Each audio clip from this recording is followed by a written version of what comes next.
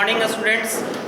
आज मैं आप लोगों के लिए कुछ अलग सा क्लास लेकर आया हूँ और ये अलग क्लास में आपको मैं प्रीपोजिशन के बारे में ही बताऊंगा, लेकिन फिक्स प्रीपोजिशन बेसिस ये टॉपिक है। फिक्स प्रीपोजिशंस मतलब क्या कि कुछ ऐसे वर्ड्स होते हैं ग्रामर में जो अपने साथ एक फिक्स प्रीपोजिशन को ही रखते हैं। यदि उनके साथ उस प्रीपोजिशन का यूज़ किया जाए तभी वे सारे वर्ड अपना एग्जैक्ट अर्थ बता सकते हैं। अदरवाइज यदि इन सारे वर्ड के साथ किसी दूसरे प्रीपोजिशन को यदि हम जोड़ देते हैं तो ये सारे वर्ड जो है अपना कंप्लीट अर्थ नहीं दे पाते हैं। तो कंप्लीट अर्थ नहीं दे पाते हैं तो इसी कारण से इस टॉपिक को मैंने उठाया है और एग्जाम के लिए ये जो टॉपिक हमारा है वो टॉपिक का नाम वर्ड्स टेकिंग फिक्स प्रीपोजिशंस है। और एग्जाम के लिए ये जो हमारा टॉपिक है बहुत ही इम्पोर्टेंट है। ये आपको एग्जाम में 100% बहुत काम करेगा यदि आप ईमानदारी से इन सब चीज़ों को याद कर लेते हैं तो देखिए, इसको याद रख पाना बहुत ही टफ है, बहुत ही कठिन है। तो याद रख पाना कठिन है तो इसके लिए मैंने आपकी सहूलियत के लिए क्या किया है, वैसे वर्ड जिनका एक समान हिंदी अर्थ होता है उनको एक जगह कर दिया है। और आप लोग याद रखिए कि 99% केस में क्या होता है ना, वैसे वर्ड जिनका एक समान हिंदी अर्थ होता है वहाँ पर क्या होता है कि वो प्रीपोजिशन भी हमेशा एक समान ही लेते हैं। ठीक है, 99% केस में ऐसा सही माना जाता है। 1% में ही कुछ अपवाद हैं, ठीक है, वो भी मैं आपसे चर्चा करूंगा जहाँ पर वैसा कुछ आएगा। लेकिन फिलहाल मैं आपको ये बता रहा हूँ कि कुछ एक समान वर्ड्स जिनका एक समान हिंदी अर्थ होता है वे अपने साथ एक समान प्रीपोजिशंस रखते हैं। यही कारण है कि उन सारे एक समान अर्थ वाले वर्ड्स को मैंने एक जगह करके लिखा है और इन सारे के साथ एक समान ही प्रीपोजिशन का यूज करते हैं। Now come to the next point. अब मैं आपको क्या बताने वाला हूँ कि देखिए कि जैसे हम लोग फर्स्ट सेक्शन में लिखते हैं तो फर्स्ट सेक्शन में जो भी हमारा वर्ड है इन सब का हिंदी अर्थ होता है हानिकारक। ठीक है, फर्स्ट में जो भी हमारा वर्ड है उन सब का हिंदी अर्थ होता है क्या, हानिकारक। ठीक है, तो हानिकारक सबका होता है। जैसे हम लेते हैं पहला हार्मफुल। हार्मफुल मतलब ही हानिकारक। देखो थोड़ा सा मैंने कर्सिव में लिखा है, यही कारण है कि चूंकि स्टूडेंट्स लोग का ऐसा बात मेरे सामने आया है कि वे लोग कहते हैं कि सर थोड़ा सा रगड़ के नहीं लिखिए, इजी वे में लिखिए। तो एक पुराना कहावत है, ओल्ड हैबिट्स डाई हार्ड। ठीक है, जिसको ठेठ भाषा में कहते हैं कि लूर लक्षण बाहे मरने के बाद जाए। समझ रही बात ना। तो नेचर है, कहीं बदल नहीं सकता है, लेकिन आप लोग की सहूलियत के लिए मैं कोशिश करूंगा जितना इजी वे में लिख सकूं। और फिलहाल उसके लिए मैं आपको क्या एक एक वर्ड के बारे में मैं प्रोनाउंसिएशन कर देता हूं, आप लोग सुनिएगा। तो हार्मफुल, हार्मफुल का मतलब होता है क्या, हानिकारक। इंजूरियस, इंजूरियस का भी हानिकारक। परनीशियस, परनीशियस का भी हानिकारक। डिट्रीमेंटल, ये भी हानिकारक। पेनफुल, ये भी हानिकारक। अब देखो लास्ट का जो 3 वर्ड है ना, डिजास्ट्रस, थ्रेट, मैनेस, ये जो वर्ड हैं ये वर्ड थोड़ा सा अलग अर्थ देते हैं लेकिन नो डाउट हानिकारक ही होते हैं। समझ में आ रही बात ना।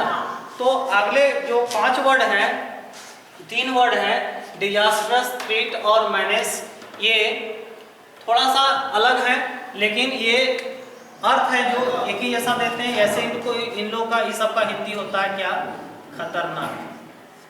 ठीक है, इन सभी का हिंदी होता है खतरनाक। ठीक है, हानिकारक और खतरनाक। लेकिन ऐसे हानिकारक में भी इसके भी साइनों में इसका पूछा जा सकता है। तो ये सारे जो वर्ड हैं इन सब के साथ जो आने वाला प्रीपोजिशन है वो हमेशा क्या होता है, टू। ठीक है, तो इस तरह से आपको याद रखने में बहुत ही आसानी होगी। और इस प्रकार से इन सबके जितने भी वर्ड हैं जो हानिकारक और खतरनाक का भाव दे रहे हैं यहाँ पर, उनके साथ आने वाला प्रीपोजिशन क्या होता है, टू होता है। Now come to the next point. अगले वर्ड में आते हैं।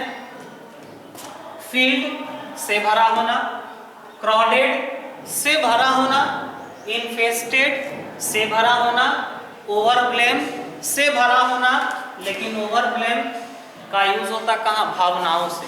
मान लिया जाए कि आप कहीं जाते हैं तो आपका मेहमान नवाजी बहुत अच्छे से होता है तो आप बहुत ज़्यादा ओवरब्लेम हो जाते हैं। है ना, समझ में आ रही बात ना। फील्ड किसी चीज से भरा होना, क्राउडेड लोगों का भीड़ एक जगह, इन्फेस्टेड, इन्फेस्टेड मतलब पूर्ण रूप से छितराया होना, भरा होना हर चीज से, जैसे कहते हैं ना कि this woods is infested with snakes, या जंगल जो है सांपों से भरा हुआ है। उसी प्रकार से थ्रॉन्ग से भरा होना, टीमिंग से भरा होना, इंडोर टीमिंग होता है क्या, माँ जब गर्भ, कोई भी महिला जब गर्भ होती है तो वहाँ पर टीमिंग का यूज करते हैं कि गर्भाधान है, तो वहाँ पर यूज होता है ये वर्ड। इंडोर से भरा होना, परिपूर्ण आशीर्वाद से खासकर। लोडेड, रिप्लीट, रिप्लीट का उल्टा होता है डिप्लीट,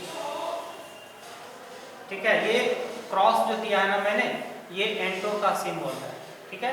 रिप्लीट का एंटो होता है डिप्लीट, से भरा होना, से खाली होना। बिसेट भरा होना, डिल्यूट भरा होना। डिल्यूट का यूज होता है कहाँ पर, फ्लड के लिए।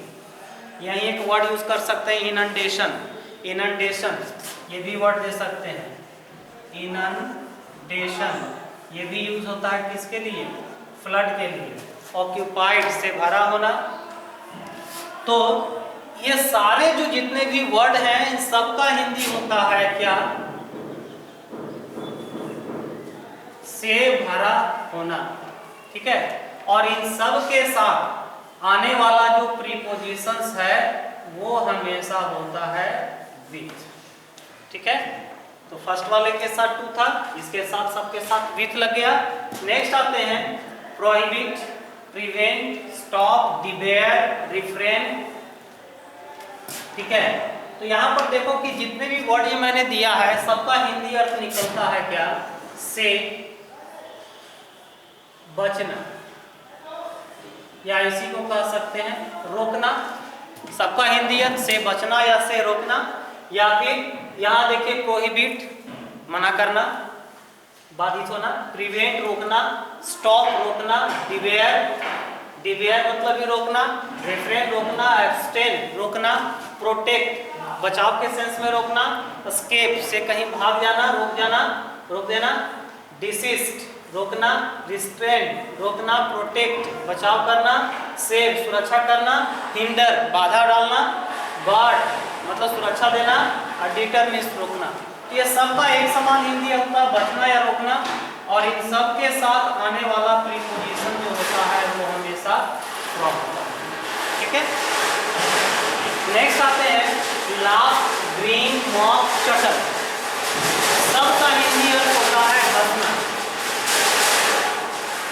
ठीक है। सबका हिंदी अर्थ होता है हंसना, लेकिन सबका अलग अलग जगह पर हंसने का भाव में यूज करते हैं। जैसे हम लाफ को लेते हैं तो लाफ होता है क्या, खुलकर हंसना। ग्रीन को लेते हैं तो दांत दिखाकर हंसना, आप लोग जानते हैं ना दांत दिखाकर के हंसा जाता है। मॉक को लेते हैं तो किसी का इंसल्ट करके हंसना, इंसल्ट करके हंसना मतलब क्या, किसी का खिल्ली उड़ाना, मजाक उड़ाना। शक्ल लेते हैं तो दांत दिखाकर हंसना, दबाकर हंसना। स्माइल लेते हैं तो मुस्कुराना। तो इन सब के साथ आने वाला प्रीपोजिशन ऐड होता है। लेकिन आपको मैं इसमें एक बात बताना चाह रहा हूँ कि स्माइल कभी कभी नोट में मैं एक बात बताना चाह रहा हूँ कि स्माइल जो है ये कभी कभी ऑन भी लेता है, और स्माइल जो है एट भी लेता है, ठीक है। स्माइल कब ऑन लेगा कब एट लेगा ये देखने की चीज है। क्या है जो देखिए, स्माइल ऑन ये फ्रेजल वर्ब है। फ्रेजल वर्ब कैसे बनता है, जनरली वर्ब और प्रीपोजिशन के कॉम्बिनेशन से बनता है फ्रेजल वर्ब, समझ में आ रही बात ना। तो स्माइल हमारा वर्ब है, ऑन हमारा क्या है, प्रीपोजिशन है। तो combination of verb and preposition is called phrasal verb. तो फ्रेजल वर्ब का अपना ही एक अर्थ होता है, वहाँ पर प्रीपोजिशन को देखकर या फिर वर्ब को देखकर उसका कंप्लीट अर्थ नहीं दे सकते हैं, ठीक है। इसलिए फ्रेजल वर्ब का वहाँ पर अपना अलग अर्थ होता है और उसी के अनुसार उसको हम देखते हैं, ठीक है। तो यहाँ पर देखिए ये एग्जाम में कई बार पूछा गया इस टॉपिक से, इसलिए मैं इसकी चर्चा कर रहा हूँ, बढ़िया से देखिएगा।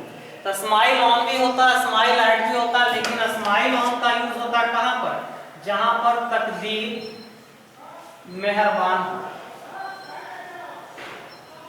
यहाँ पर आपकी तकदीर क्या हो, मेहरबान हो। और स्माइल एट तो ये तो हमारा क्या होगा, मुस्कुरा। ठीक है। अब देखिए इससे एक क्वेश्चन पूछा गया था, सीजीएल में 2-3 बार पूछ चुका है कि यहाँ पर एक बता देता हूँ, पहले इसको उतार लीजिए आप।